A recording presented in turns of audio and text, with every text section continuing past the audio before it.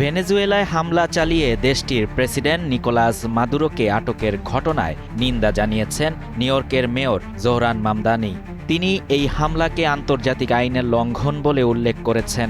এই ঘটনাকে যুদ্ধের সমতুল্য একটি পদক্ষেপ হিসেবেও আখ্যা দিয়েছেন মামদানি।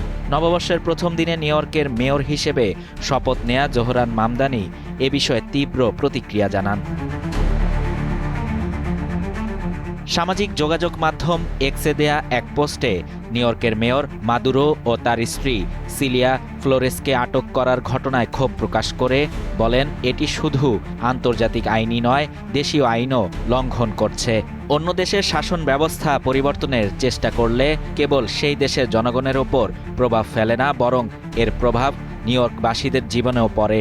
বিশেষ করে নিউ ইয়র্কে বসবাসরত হাজারো ভেনেজুয়েলান অভিবাসী এ ধরনের পদক্ষেপে সরাসরি ক্ষতিগ্রস্ত হন বলে মন্তব্য করেন তিনি।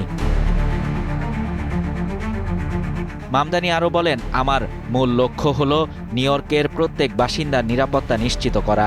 আমার নেতৃত্বাধীন প্রশাসন সার্বিক পরিস্থিতি সার্বক্ষণিক নজরদারির মধ্যে রাখবে এবং প্রয়োজনীয় নির্দেশনা প্রদান করবে।